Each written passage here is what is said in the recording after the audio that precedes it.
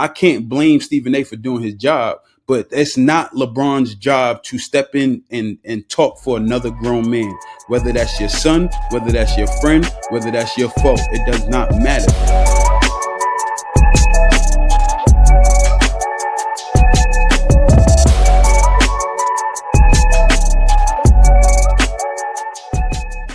Good family, welcome back to the Shadow League Locker Room, where we break down the plays, power moves, and the pulse of the game on and off the field. I'm your host, Jonathan Wells, former Texan and Buckeye running back, and today we got a certified beast. Played in 2 Super Bowls, and he's a Super Bowl champion in 2014 with the New England Patriots. Today we got my man, Dominique Easley, in the building. What's good, my boy? What's happening? I'm good, man. Appreciate you for having me, man. Of course, man. Great to have you here, man. Listen, let's get right into it, man. Listen, got a lot of stuff going on in these streets in the NFL. You know that free agency is coming up. The draft is coming up, so got a lot of stuff going on, man. So word on the streets is that the Pittsburgh Steelers are going to be bringing in Aaron Rodgers to Pittsburgh. Now, oddly enough, the person to break this story is Antonio Brown, man. So he broke the same story like he did when he was with Russell Westbrook in Pittsburgh as well. So let me ask you, man, you think this is a smart move to bring in an old aging guy like Aaron Rodgers to your locker room at this point? Smart? I'm not sure. So knowing how Mike Tomlin is, this is a win now mindset. You know what I mean? But it's a risky move. Pittsburgh, ever since Ben Roethlisberger, they haven't really had anyone consistent to be able to take them somewhere. You know what I mean? To be a contender. So his talent and his leadership, I think, is gonna do something for at least the next 2 years. You know what I mean? Like, because you got a good wide receiver crew now. You know, okay. So it's strong.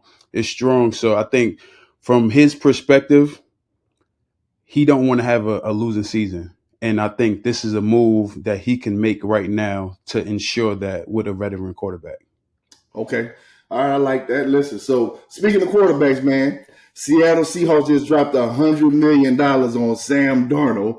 Now, that's going to put Geno Smith out of there. Geno's been traded to the Raiders, but he's hooking back up with Pete Carroll, so I'm sure that they're going to have a good time of reconnecting. Let me ask you this, though. Do you think Seattle made the right move parting ways with Geno the way that he's been playing the last couple of years? Seattle moving on from Geno is bold, man. It's real bold, especially considering how he just revived his career and he's been doing numbers for the last couple of years, and he's been able to show some type of stability since Russell Wilson had left. You know what I mean? He's not elite, but he's reliable. Got it. So him and Pete Carroll reuniting in Vegas might be. It's gonna work? You think it's gonna work? I think so, because I think so. Okay. A lot of people saying that this may just be a little putting a Band-Aid on until potentially they draft Shedeur Sanders.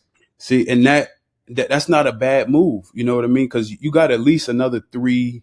I say 3 years. I'm saying 4 is pushing it with Geno, and then he can really help out Shedeur, because it's kind of the same situation. You know what I mean? Like Shedeur and Geno in college, somewhat of the same athletic attributes.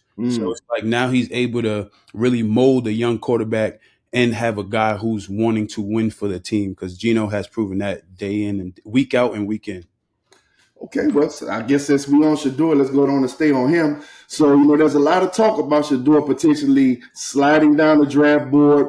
You think this is legit talk, or do you think that this is some kind of way maybe his dad is pulling strings behind the scenes to make sure that he slides to the right potential situation? I mean, everybody knows the connection between Dion and Vegas.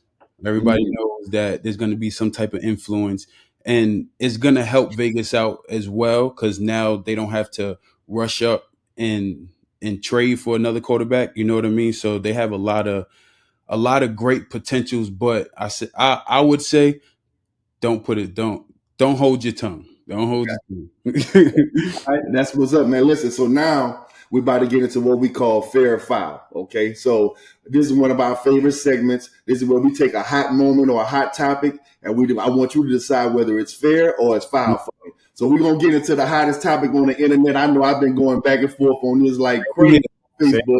Listen, LeBron James walking up on Stephen A. Smith and checking him about how he's been talking about not only him and how he's been talking about his son. Fair foul. I'm gonna automatically say foul because what LeBron James had done, he just gave every child that's in that idolize him a reason to have an excuse or a reason to be a victim. No, LeBron, your son is a grown man. He's in the league and he has to take responsibilities for who he is. You can't come to his savior every single time.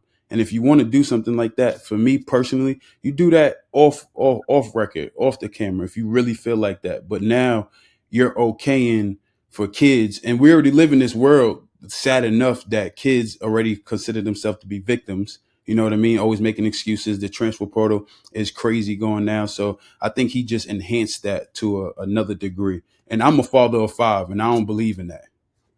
So listen, I have a totally different perspective on this. All right, let me see it. Let me hear.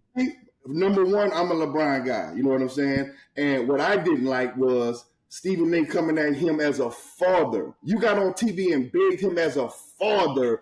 Don't. Why are you doing this to your son? What is he doing to his son besides helping him get to the NBA? I thought that's what we all supposed to do as fathers. But So so I'm gonna come at you real my quick. fathering skills. Uh, I'm sorry. You cannot come with my fathering skills and not see me. And is Stephen A. not the same guy who sits on TV? Hey, if you got a problem, I'm at every game. You can see me whenever you want to see me. We saw you. See, my only thing is just that, right? Stephen A. He's doing his job. He's supposed to do that. Like that's his job. His job is supposed to stir up and make entertainment for us in the media, and that's exactly what he did. He reeled them in and he did that. So I can't blame Stephen A. for doing his job, but it's not LeBron's job to step in and talk for another grown man, whether that's your son, whether that's your friend, whether that's your foe. It does not matter. You are a grown man, and these are the things that the world is getting messed up by, that men don't know how to be men no more.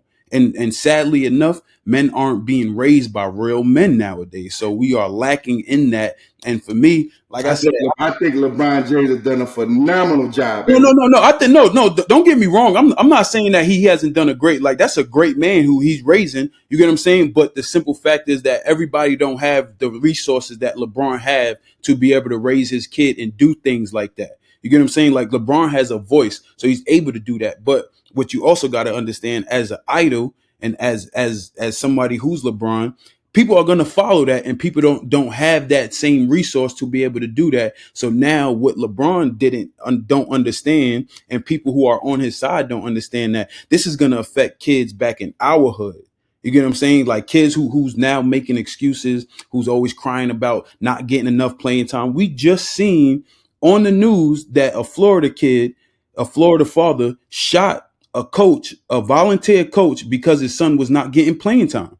This is continuously happening. You get what I'm saying? So I'm not thinking about that situation. I'm thinking about the rest of the world that I see that's going on. LeBron's not living in that world. So as a father who I'm seeing these kids, because I just became a coach myself, and I see these in these kids. So that's why I'm real, like I'm real about this. You feel me? Because I didn't grow up that way, and I see how these kids is lacking in that ability, and where the world is gonna be screwed up, man. Men are gonna be there's gonna the value of men and the strength of men, and I'm a big mental health person, is decreasing. It's decreasing. You know what I mean? And that's where I'm coming from on that side. You can respect it on both sides. I definitely respect your opinion. You made some great points right there, so I appreciate that for sure. Appreciate it. Once again, let's get back to this. Let's talk about these Chicago Bears. So James Cromer's getting another shot in Chicago. Honestly, defense has never been their problem. It's always been under center. They got a lot of people right now that are already saying Caleb Williams is going to be a bust. Fair foul. Foul. You can't do that. You got to get that man a chance, man. He just came into a league. He don't got a veteran center. His O-line is trash. The organization isn't giving him the tools that he needs to be able to be successful. And every kid, you just took a kid out of college and put him in a grown man's league. There are some people who's able to succeed that, but also with a great team and great leadership behind them. Chicago don't have that.